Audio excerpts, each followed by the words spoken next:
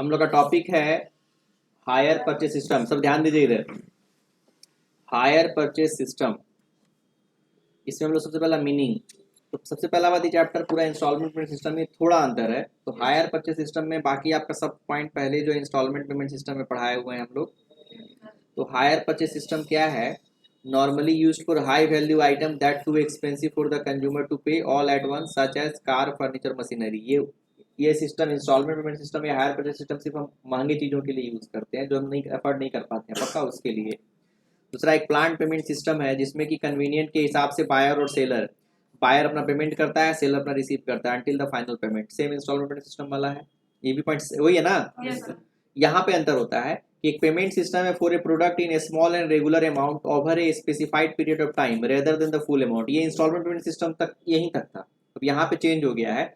उसमें क्या था, immediately with the right to use. Instalment system ये भी था, ये अंतर हो गया है। इसमें क्या होता है, without ownership. Higher purchase system में क्या होता है, ऑनरशिप ट्रांसफर नहीं होता। इंस्टॉलमेंट सिस्टम में यहाँ पे क्या था, विद ऑनरशिप, यहाँ पे क्या हो गया, विदाउट ऑनरशिप। ऑनरशिप कब ट्रांसफर होता है, आफ्टर फाइनल पेमेंट, पक्का। जबकि ऑनरशिप ज्यादा पेमेंट नहीं किए, remain with seller until final payment. Final payment तक एनपीओ बना हुआ है, बनाना एनपी बना लीजिए। तो क्या होता है, remain with seller until the final payment. मतलब इसमें क्या होता है, बस यही अंतर मेन था। इंस्टॉलमेंट पेमेंट सिस्टम में हम लोग जैसे देते हैं वैसे यूज करने भी देते हैं और ऑनरशिप भी ट्रांसफर कर देते हैं। लेकिन हायर परचेज सिस्टम में ऑनरशिप किसके पास रहता है, सेलर के पास। आपके पास कब आएगा, आफ्टर फाइनल पेमेंट। तो ये पॉइंट नया था, पक्का। फिर बोलता है buyer makes initial down payment and agree to pay remaining amount in instalment, उसमें भी सेम था। फिर बोलता है इसमें जो पेमेंट होता है, ये नया लाइन है, payment before the last instalment treated as rent. मतलब जब तक आप फाइनल पेमेंट नहीं किए, जो पहला जो ईएमआई दे रहे हैं, ऐसा मतलब मूलधन नहीं दे रहे हैं, आप क्या दे रहे हैं, आप उसमें रेंट दे रहे हैं। आपका पूरा हड़ास हो जाएगा, रेंट की तरह हो जाएगा, सामान भी छीन लेगा आपका, पक्का। तो ये भी पॉइंट नया था, हायर परचेज सिस्टम में पॉइंट नया था, पक्का। Provide the buyer great flexibility and affordability while making purchase, same instalment वाला है। Provide seller to increase the sale by making their product more accessible to the wide range of customer, same instalment system वाला है, पक्का। तो यहाँ पे हम लोग बताते हैं नया पॉइंट क्या था, खाली उसको खाली कवर कर लीजिए। नया पॉइंट क्या क्या था यहाँ पे, विदाउट ऑनरशिप, ऑनरशिप ट्रांसफर कब होता है, आफ्टर फाइनल पेमेंट। तब तक जो होता है remain with seller until final payment, ये चीज नया आ गया। दूसरा बात क्या करता है, payment before the last instalment treated as rent. ये इतना पॉइंट नया है, बाकी सब कुछ वही है जो इंस्टॉलमेंट सिस्टम में था। कोई दिक्कत किसी को? तो हम लोग का एक पॉइंट कवर हो गया, मीनिंग खत्म हुआ, मीनिंग समझ में आ गया। अब अगला आता है फीचर्स। तो फीचर्स भी सेम क्या रहेगा, इंस्टॉलमेंट से थोड़ा सा अलग रहेगा। Flexible payments allow customer to pay full amount in a smaller or more manageable amount or equal installment, same as installment payment system. Credit sales है, goods delivered to the customer but full amount not received, same installment payment system है। Right to use immediately receiving the possession, same installment payment system है। possession and ownership यहाँ पे change हो जाता है, तो बस यही चेंजिंग पॉइंट है। बायर रिसीव, उसमें दोनों चीज रिसीव कर लेता था, पजेशन और ऑनरशिप दोनों तुरंत हो जाता था। इसमें पजेशन इमीडिएटली रिसीव होता है when the signing the contract, जब कॉन्ट्रैक्ट साइन किया तभी हमारा मिल गया सामान। लेकिन जो हमारा जो ऑनरशिप मिलता है कब मिलता है, आफ्टर फाइनल पेमेंट। यहाँ पे ये अंतर था। और instalment treated as rent before the last instalment, जो वहां पे चेंजेस था यहाँ भी चेंजेस हुआ है, बाकी ये भी सब कॉमन है। और हाँ, यहाँ भी थोड़ा सा अंतर हुआ है। Right to third party when the buyer sell और place the goods to the third party. तो थर्ड पार्टी जो रिसीव करता था यहाँ पे, वहां पे बेटर टाइटल रिसीव करता था ड्यू टू परचेजर ऑनरशिप। क्योंकि इंस्टॉलमेंट पेमेंट सिस्टम में जो जो सामान खरीदता था उसका मालिकाना हक होता था, वो बेचे या खरीदे या बंधक लगा दे, उसके पास डॉक्यूमेंट है। लेकिन हायर परचेज सिस्टम में जो ऑनरशिप किसके पास है, सेलर के पास। हम तो उसके मालिक है नहीं। तो अगर हम सेल करते हैं या प्लेस करते हैं, जिसको बेचेंगे वो क्या करेगा, बेटा टाइटल रिसीव नहीं करेगा, नॉट बेटा टाइटल रिसीव। तो यहाँ पर क्या है, बेटा टाइटल रिसीव वो नहीं करता है, क्यों, क्योंकि ऑनरशिप किसके पास है, सेलर के पास है। पॉइंट समझे आप? तो ये पॉइंट नया था इसमें भी, कोई दिक्कत किसी को? फिर बोलता है to take the back goods, ये भी नया पॉइंट है। If buyer fails to pay the buyer can the claim for the payment और the forfeit the received amount. मतलब क्या है, बायर अगर हम परचेजर डिफॉल्टर होता है तो क्या करेगा, सामने वाला पेमेंट के लिए हम क्लेम कर सकता है, फॉरफिट कर सकता है, और सामान भी वापस दे सकता है। उसमें सामान वापस नहीं ले सकता था। तो इसमें 4 पॉइंट हमको नया दिखा। ऑनरशिप ट्रांसफर नहीं होता है, फाइनल पेमेंट ट्रांसफर होता है। दूसरा बात है, जब इंस्टॉलमेंट देते हैं उसमें प्रिंसिपल रेंट की तरह ट्रीट होता है, उसमें रेंट की तरह ट्रीट नहीं होता था, पक्का। दूसरा बात क्या है, जो अगर हम किसी थर्ड पार्टी को बेचते हैं या बंधक रखते हैं तो बेटा टाइटल रिसीव नहीं करता है, उसमें रिसीव करता था बेटा टाइटल, इसमें बेटा टाइटल मतलब समझे कि नहीं, यस सर, सामान छीन के ले जाएगा आपसे, क्योंकि मालिकाना हम मालिक थे ही नहीं, आपको बेच दिए, पक्का। उसके बाद क्या है, अगर हम डिफॉल्टर होते हैं तो जिससे खरीदे हैं वो हमको सामान भी छीन सकता है, इंस्टॉलमेंट में सामान नहीं छीन सकता था, सिर्फ क्लेम कर सकता था पैसे के लिए। इतना अंतर समझ में आया पॉइंट भी क्लियर हो गया, ये भी समझ में आ गया अच्छे से। यस अब आता है एडवांटेज का, एडवांटेज क्या है, तो एडवांटेज में सेम एडवांटेज, एक एडवांटेज नया है, costlier good can be purchase, उसमें भी था, teaches lesson to be economically, ये भी था, इजी इन पेमेंट, ये भी था, ये नया पॉइंट ऐड हुआ है, उसमें नहीं था, facilities of repair, instalment payment system में कुछ खराब होता है तो हमको ठीक कराना है, मालिक हम है ना, लेकिन हायर परचेज सिस्टम में एक फायदा क्या होता है कि मालिक उसका भाड़ा की तरह दे रहे हैं, अगर खराब हो गया तो कौन ठीक कराएगा, वो मान लीजिए कि 10,000 का पंखा लेकर के आया, उसका हवा नहीं दे रहा, कंडेंसर चेंज करवाएगा वो, लेकिन इंस्टॉलमेंट सिस्टम पे हमको चेंज करवाना पड़ता है, तो एक एक्स्ट्रा पॉइंट यहाँ पे मिलता है, फैसिलिटीज ऑफ रिपेयर, एक नया पॉइंट ये था। उसके बाद इंक्रीज इन सेल नॉर्मल है, easy to get the instalment money, ये भी नॉर्मल है, close relation with purchase same था, यस अदर क्या है, डिमांड बढ़ता है, प्रोडक्शन बढ़ता है, लाइफ बढ़ता है, सिर्फ एक नया पॉइंट क्या था खाली ये वाला, फैसिलिटीज ऑफ रिपेयर, बाकी सब कुछ सेम है, क्लियर है। डिसएडवांटेज, बस डिसएडवांटेज में खाली ये चेंज हुआ है, fair of the taking back the goods, उसमें ये फेयर नहीं होता था, डिफॉल्टर होने का डर होता है लेकिन सामान छिनाने का डर नहीं होता, और इसमें क्या होता है, परचेजर को एक डर हो जाता है, क्या डर हो जाता है, सामान छिनाने का, इंस्टॉलमेंट पेमेंट सिस्टम में ये टेंशन नहीं था, क्लियर है ये चीज। तो बायर को क्या डिसएडवांटेज है, payment of the high price, अब इंस्टॉलमेंट देना पड़ा तो इंटरेस्ट का देना पड़ा, 5 लाख का हमको कार लेंगे तो हम 6.5 लाख पेमेंट करना पड़ेगा अप्रोक्स, पक्का, और एक सामान छीनने का डर रहेगा, इंस्टॉलमेंट पेमेंट सिस्टम में ये डर नहीं था, उसमें खाली डिफॉल्टर होने का डर था और क्रेडिट स्कोर खराब होने का डर था, पक्का। सेलर को क्या disadvantage, need of more capital, same as installment payment system, difficulty in lesson of money, पैसा वसूलना इतना आसान काम नहीं है, more expenditure in accounting, accounting system हमारा पड़ जाता है, क्लियर है, सेम है। किसी का मन नहीं लग रहा है, आप डिस्टर्ब हो रहे हैं, किसका फोन था, किसी का फोन आया था ना, तो दिमाग नहीं, वाइब्रेट किया था ना तो हमको लगा फोन है इसलिए फिर से आप लेकिन कहीं बंद सोच कर रहे दिया। कहीं सोच रहे, यहाँ पे नहीं मन लग पा रहा, आप गलत नहीं सोचते हैं, जितना आपको विश्वास नहीं उतना विश्वास हमको होगा इस बात में, क्या दिखा सही गलत, आप एक बार भी ऐसा नहीं समझ ही नहीं पा रहे, आपका दिमाग भटक रहा है। कौन सा टॉपिक पढ़ा है इसके पहले, क्या टॉपिक बता दीजिए, क्या पढ़ा रहे थे, टॉपिक पे क्या पढ़ा है, खाली क्या पढ़ा रहे थे बताइए, क्या बता रहे थे अभी हम, देखिए तो इसके पहले एडवांटेज था, सही सोच रहे थे हम, क्या कृतिका सही गलत, यहाँ रही है, यही तो थे सर, दिमाग से रही, शरीर से नहीं। चलिए अब terms use in hire purchase agreement, कुछ कुछ टर्म्स यूज होता है, उस ध्यान दीजिए क्या क्या टर्म्स यूज होता है, टर्म्स यूज, पहला हायर वेंडर, हायर वेंडर किसको बोलते हैं, बोलता है person who delivers the goods along with its position to hire purchaser under the hire purchase agreement, इसमें एक एग्रीमेंट होता है, और जो आदमी दूसरे को सामान दे रहा है कि जो सामान लीजिए हमको पैसा इंस्टॉलमेंट में दीजिए, जो दे रहा है वो क्या कहलाता है, हायर वेंडर। हायर परचेजर बोलता है person who obtain the goods and right to use from the hire vendor under the hire purchase agreement, वही एग्रीमेंट के अंदर जो सामान ले रहा है यूज करने के लिए, और बोलता है पेमेंट हम आपको बाद में कर देंगे, इसका मतलब क्या है, वो हायर परचेजर है या हायरर है, दोनों बोल सकते हैं, हायर परचेजर या हायरर। उसके बाद इसमें कैश प्राइस होता है, कैश प्राइस होता है amount paid buyer at once if purchase in cash, मतलब जैसे 5 लाख का कार है, हम इंस्टॉलमेंट में 6.5 लाख देंगे, अगर हम कैश खरीदने जाते हैं मार्केट में तो हमको 5 लाख ही देना पड़ता है, उसको हम क्या बोलते हैं, कैश प्राइस, मतलब जो सामान हम इंस्टॉलमेंट में ले रहे हैं तो ज्यादा देना पड़ता है ना इंटरेस्ट के साथ, अगर हम उसको आज के आज amount paid buyer at once if purchase in cash, अगर हम कैश से परचेज करते हैं तो क्या देना पड़ता है, हमको 5 लाख देना पड़ता है, आज के आज कार खरीदते हैं 5 लाख का कार, इंस्टॉलमेंट में 6.5 लाख भरना पड़ेगा हमको, और आज के आज हम कैश में देते तो क्या हो जाता, 5 लाख, जो 5 लाख देना पड़ता है मतलब उस सामान का रियल कॉस्ट जो होता है उसको हम लोग बोलते हैं कैश प्राइस, क्लियर है। उसका down payment, initial payment made at the time of the entering into the hire purchase agreement, हम कार खरीदने के लिए गए और जो उसको डाउन पेमेंट 770,000 लाख 1,20,000 रुपए जो दे रहे हैं उसको हम लोग क्या बोलते हैं, डाउन पेमेंट। सब ईएमआई नहीं बोलते, कुछ तो पेमेंट कीजिए, जो पेमेंट करते हैं जिस समय पोजीशन लेने के समय उसको हम लोग क्या बोलते हैं, डाउन पेमेंट या initial payment. Hire purchase instalment क्या होता है? Amount which payable after the regular interval up to a certain period comprises of principal amount and interest on unpaid amount. मतलब हम फिर हर एक महीने के अंत में, हर एक साल के अंत में जाके उसको हम एक जो ईएमआई देते हैं उसमें प्रिंसिपल होता है और इंटरेस्ट होता है, उसको हम लोग क्या बोलते हैं? दोनों को मिला के हायर परचेज इंस्टॉलमेंट। पक्का? फिर हायर परचेज प्राइस क्या होता है? दोनों मिला करके कैश प्राइस प्लस इंटरेस्ट, इसको मिला के क्या बोलते हैं? Total sum payable. Hire price purchase price क्या हो गया आपका? जो हम कैश प्राइस था 5 लाख को प्लस 1.5 लाख हम इंटरेस्ट दिए हैं, टोटल कितना पे किए हम? 6.5 लाख। तो ये क्या हो गया हमारा? Hire purchase price. हम हायर परचेज पे करते तो कितना कॉस्ट पड़ा? पक्का?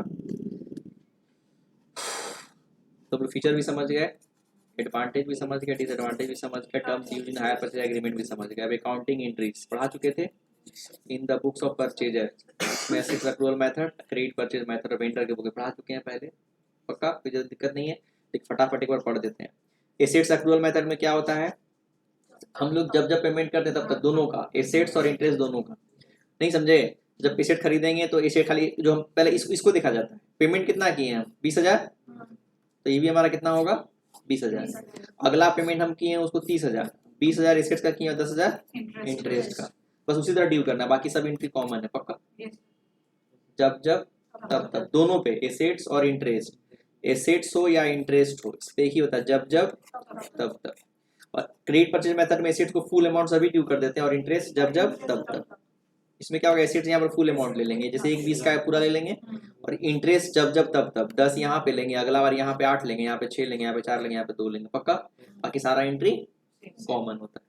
हायर वेंडर में भी क्या होता है? सिंपल, सेल्स पूरा दिखा देंगे और इंटरेस्ट जब जब तब तब। क्लियर है? इतने एंट्री था, ये समझ में आ गया चीज? अब कैलकुलेशन ऑफ इंटरेस्ट सीखना है। इसमें इंटरेस्ट कैसे कैलकुलेट करते हैं? जैसे अब्दुल की वो भी सही है, लेकिन हम लोग तरीका सिखाते हैं। क्या? पहले हम लोग यहाँ पर फुल अमाउंट लिखते थे। फुल अमाउंट क्वेश्चन में नहीं, ये सब बहुत जो मिसिंग रहेगा, हम ये बना ले रहे हैं। फुल अमाउंट में क्या क्या आता है सुन लीजिए। डाउन पेमेंट आता है प्लस इंस्टॉलमेंट आता है, जितना भी इंस्टॉलमेंट दिए हैं, समझे आप? तो इंस्टॉलमेंट 5 इंस्टॉलमेंट। पक्का? बस इतना ही आता है। अब इंस्टॉलमेंट में भी 2 चीज होता है, प्रिंसिपल अमाउंट होता है, इंटरेस्ट अमाउंट होता है, दोनों को मिला के इंस्टॉलमेंट होता है ना। तो इसमें कुछ कुछ ब्लैंक रहेगा तो हो सकता है आपको ये नहीं निकले। और जो इंटरेस्ट यहाँ पर भरते हैं, इंटरेस्ट कैसे भरते हैं? इसका टोटल करके भरते हैं। जो इंटरेस्ट निकल रहा है हर एक साल में कितना कितना इंटरेस्ट दिए हैं, इसका टोटल करके हम यहाँ भरते हैं। समझ लीजिए, इसका टोटल कहाँ आता है? यहाँ। कैश प्राइस क्या है? क्वेश्चन में दिया रहता है, कैश प्राइस क्वेश्चन में दिया रहता है। नहीं दिया रहेगा तो दिस माइनस दिस करके निकाल लेंगे, या दिस प्लस दिस निकाल लेंगे। समझ पा रहे? कहीं से निकल जाएगा।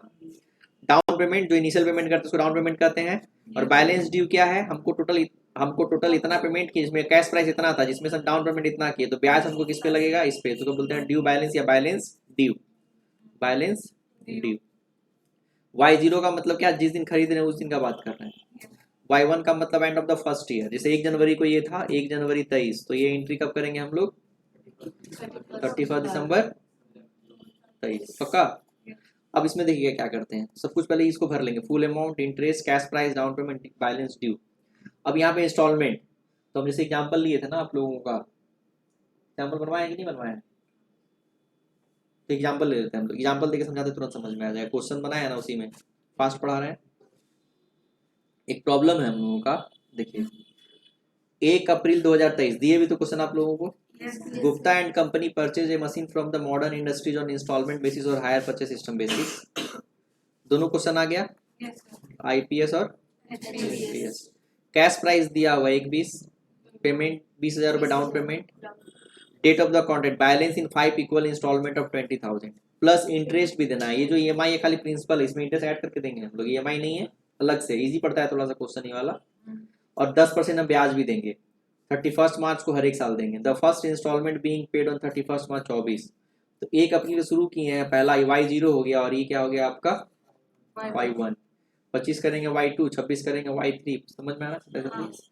So the journal entry is necessary account in the books of the both the party, assuming that the account are closed on 31st March and depreciation is 10% per annum is written off from the written down value।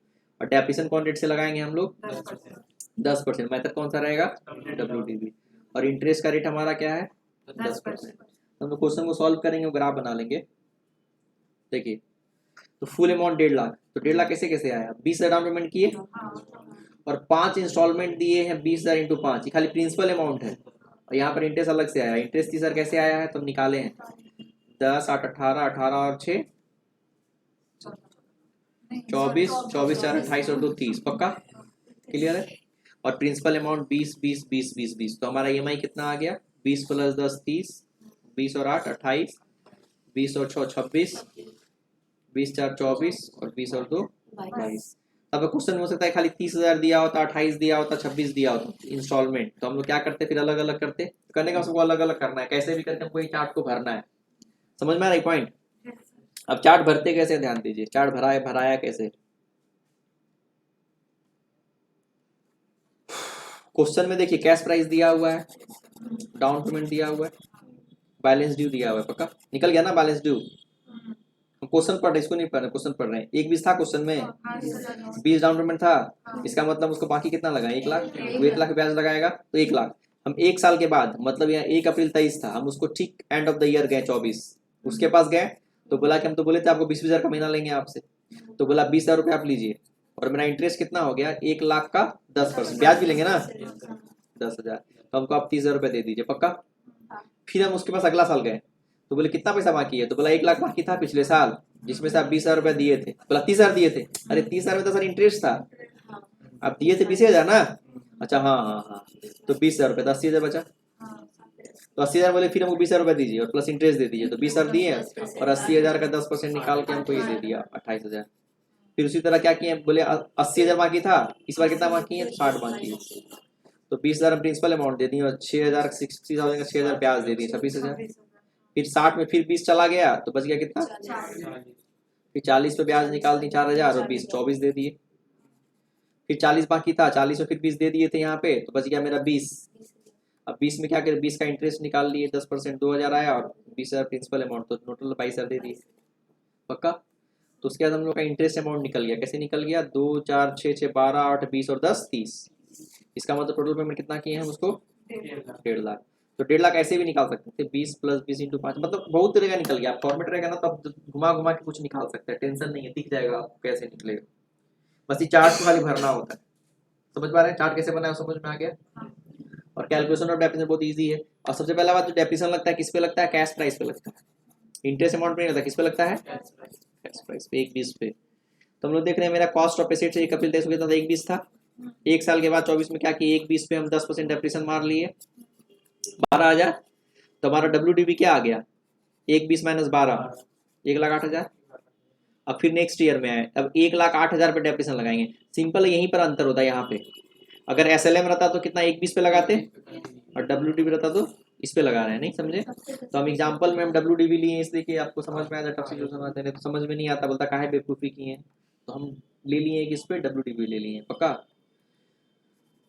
तो 1,8 पे depreciation लगा दिए, तो अब 1,8 में से 10,800 घट गया, कितना आ गया 97,200, फिर इस पे लगाया 9720 घटा के इतना आया, बस सिंपल ऐसे ऐसे करते चलेगा। समझ पा रहे हैं आप, इजी है। तो कैलकुलेशन डेप्रिसिएशन भी हो गया, समझ लीजिए आप। अब हम लोग का इजी हो गया ना, तो हायर परचेज सिस्टम हो या इंस्टॉलमेंट पेमेंट सिस्टम हो, परचेजर हो या वेंडर हो, दोनों वर्किंग ऐसे ही करेगा, दोनों का वर्किंग सेम होगा, पक्का। अब तो वर्किंग कर लिए आपको, हाँ। अब क्वेश्चन बनाना है तो अमाउंट याद ही हो गया, अब देखिएगा सच पूछिए तो अमाउंट याद ही हो गया। कैसे याद हो गया ध्यान दीजिए, हमारा कैश प्राइस 1,20,000 है, डाउन पेमेंट 20,000 है, तो बैलेंस ड्यू कितना है मेरा 1 लाख, और टोटल 5 साल में इंटरेस्ट कितना दिए हैं उसको 30,000, तो टोटल पेमेंट कितना किए हैं 1.5 लाख, 1,50,000, वेरी गुड 1.5 लाख, ठीक है।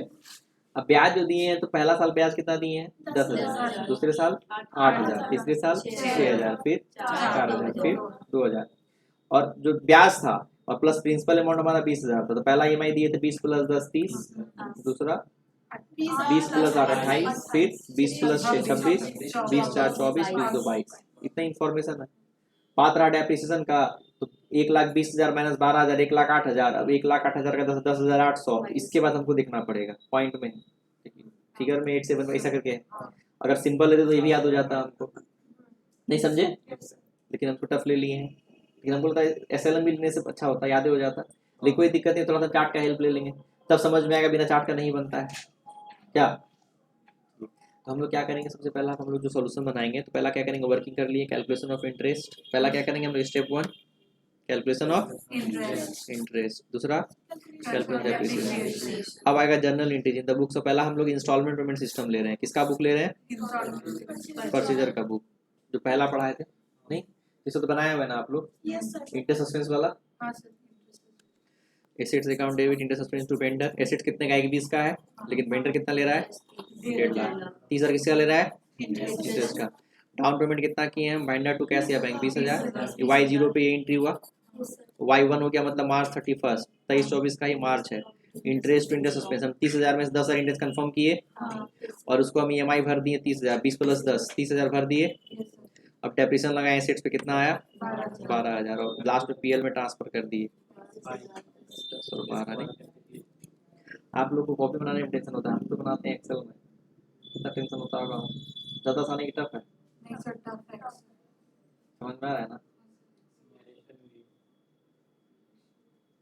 एक कॉलम है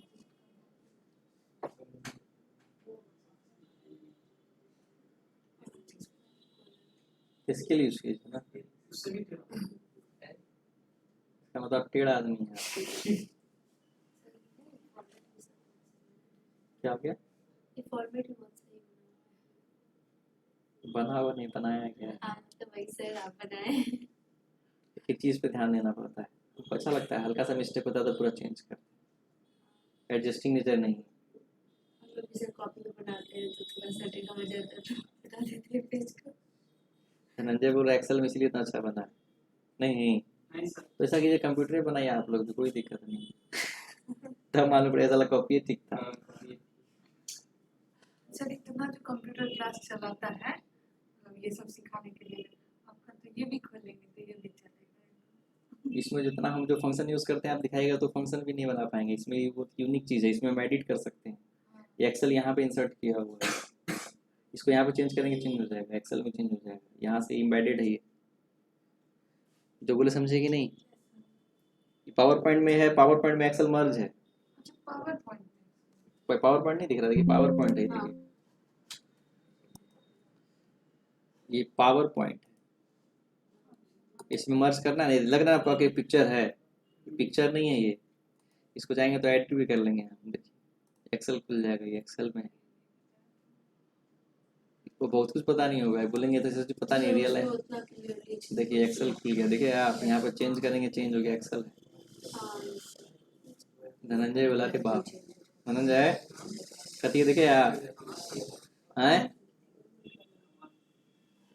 मैं IPS वेंटर का बुक है, इसका बुक है, सब देख रहे हैं आप।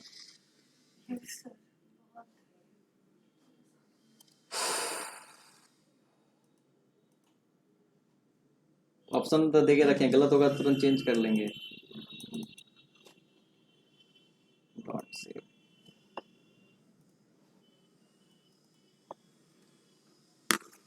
वही हमसे इतना आप लोग बना कर लाइए कि जाएगा, देखिए ना होमवर्क दे रहे हैं, क्या क्या होमवर्क देना देख दे देते हैं, बताते हैं आपको।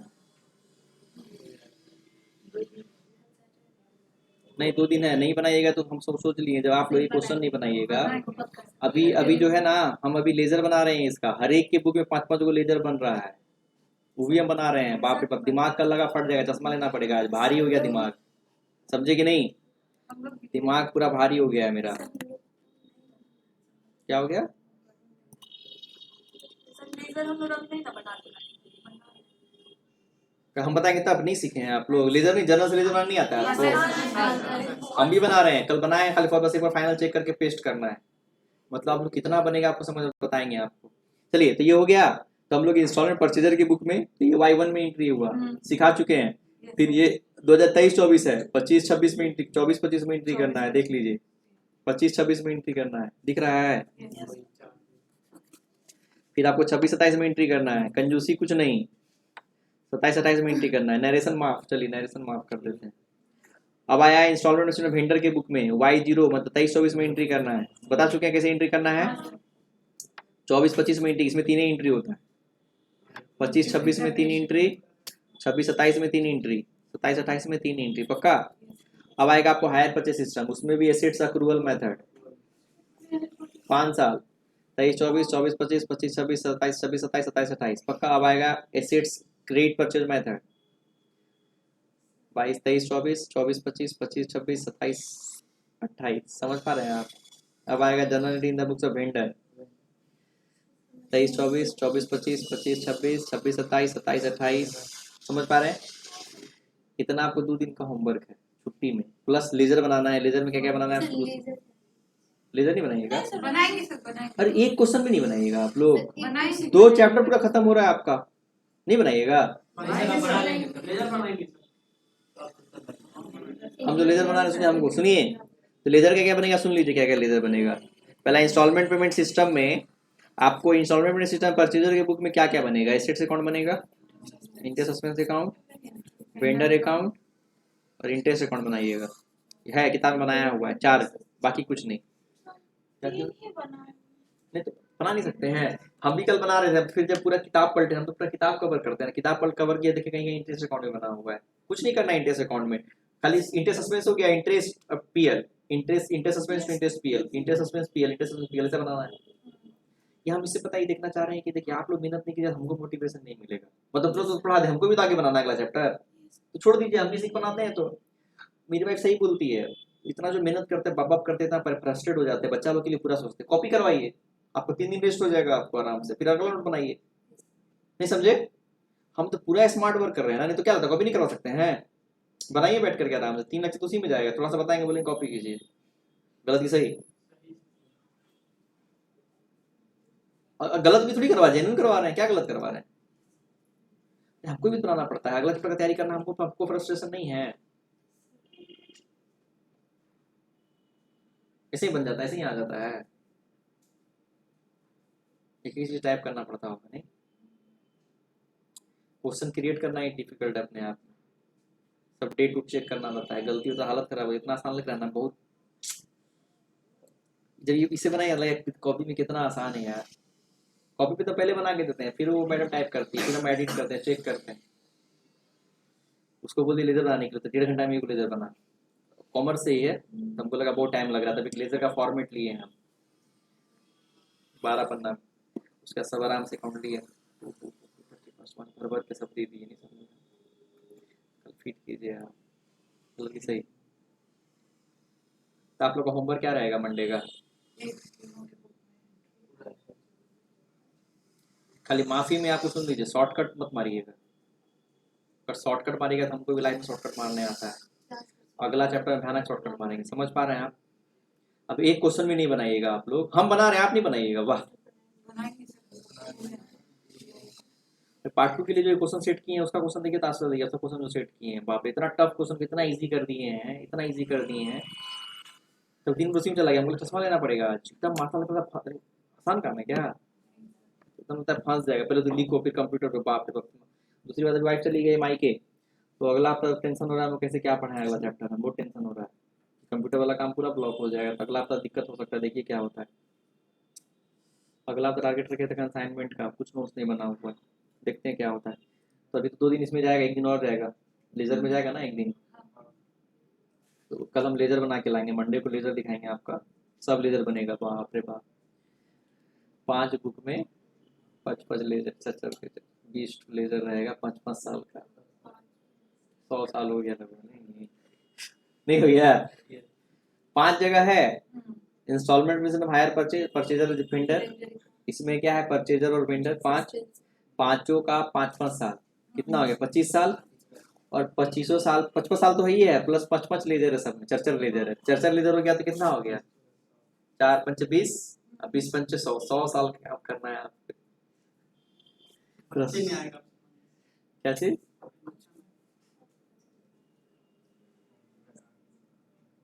एक्चुअली प्रैक्टिस, एक क्वेश्चन प्रैक्टिस नहीं कीजिएगा, हम तो एक क्वेश्चन सब कुछ करवाए, कुछ तो नया नहीं करवाए, तो एक क्वेश्चन नहीं बनाइएगा पूरा, तब तो समझ में आया क्या क्या है, किधर जाता है किधर जाता है। हम तो कल जब सेट कर रहे थे तो हमको समझ में आया, क्वेश्चन आप लोग को भी नहीं करवाए हुए हैं। जब हम एसेट्स एक्रूअल मेथड जब बनाते हैं उसमें अलग सा एकदम एसेट्स अकाउंट बनता है, अल्टर टाइप का लगता है, क्योंकि वहां पर बीसीए आता है, नोटिस कीजिए ना, देखिए हम जो बता रहे हैं, देखिए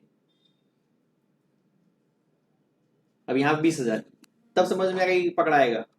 एसेट्स अकाउंट बनाएंगे तो गजब का एसेट्स अकाउंट बनेगा। पहला एसेट्स अकाउंट में मात्र 20,000 आएगा और डेप्रिसिएशन लगेगा आपको 12,800, ये 12,000 लगेगा। आंसर मात्र 8,000 क्लोजिंग बैलेंस आएगा। फिर अगला बार 20 पेमेंट करेंगे, धीरे धीरे बढ़ेगा, लास्ट में आपका आंसर टैली करेगा। तो ये हम लोग कहाँ करवाए थे? कल हम जब लेजर बना रहे तब हमको लगा, अरे बाप रे, आप लोग भी नहीं बनाए क्वेश्चन, याद आ रहा है? समझे धनंजन क्या बोले? एसेट्स अक्रूवल मेथड में क्या करते हैं, एकदम अलग सा लगेगा, इसलिए बोले पूरा बनाइएगा तब पता चलेगा कहाँ पर प्रॉब्लम है। आपको लग रहा है कि हम आपको लग रहा है कि परेशान करने के लिए बना रहे हैं, अगर सोच रहे हैं तो बहुत गंदा सोच रहे हैं। एक बार बनाइए तो खुदरा मुद्रा जो प्रॉब्लम है सब सॉल्व हो जाएगा। और अकाउंट यही चीज, एक पॉइंट आप फंसते हैं अगर आप, तो पूरा क्वेश्चन गलत समझ रहे हैं आप। Yes, sir. तो एक बार बना लीजिए कहाँ कहाँ दिक्कत नहीं हो रहा है, तो पूरा एक बार बना लीजिए।